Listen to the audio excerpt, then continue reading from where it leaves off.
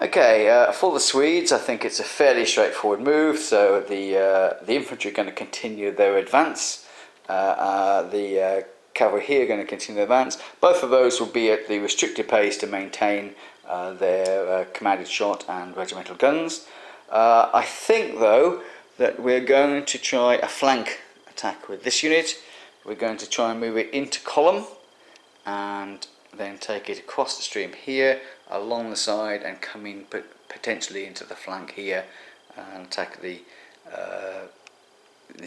Imperialists on that side.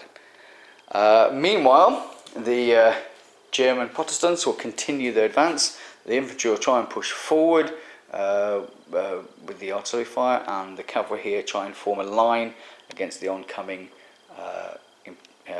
Catholic cavalry here. So let's do the standard moves, and then we'll come back for any that require a different move. So these are just the moves which are just straightforward and don't require any action tests or any other factors. I'll do those now and then come back to you. So the first line of the German Allied cavalry has moved up to the hill like so and taken a defensive position there. But we need to try and move the supporting line up, this unit here, which you remember last turn failed its action test to wheel. So it needs to take an action test to wheel, which is roll a dice and don't roll a 1 or 2 for their kind of unit. And they've rolled 2. The commander here is within command distance of the unit and it's got a rating of 1, so he can use his rating of 1 to give this unit a second opportunity to try and pass its action test. So we'll do, and it failed again. So that unit is still failing to act and is stood in position there. Meanwhile, I've moved forward the infantry here and this cavalry onto this hill to take up a defensive position on the hill, and also this unit here has moved forward as well. This unit here is under artillery fire, so it needs to take an action test to move because of that, which again is failing on a 1 or 2. So they have passed and they can move 1.5 base widths, so like this, through here. Interpenetration is no problem in this game because the units are in fact generally spread out with plenty of gaps within them, so it's possible to go backwards and forwards.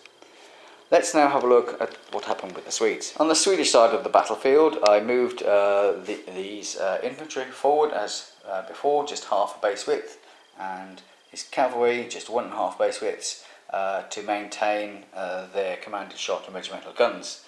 I'm now going to try and move this unit.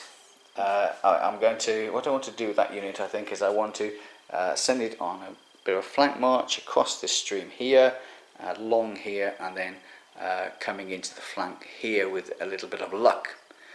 To do that, they need to take an action test to move into column. Any kind of formation change is an action test, and as per usual, if you fail, you don't get to move. So they take an action test, and they take an action test on failure on a 1 or 2. So they roll a dice, and they roll a 3, so they can change into column. So to do that, I place this marker on here to show that they're in column going that way. So what they're going to do is they're going to go to the stream and then move along up here as far as they can get that way.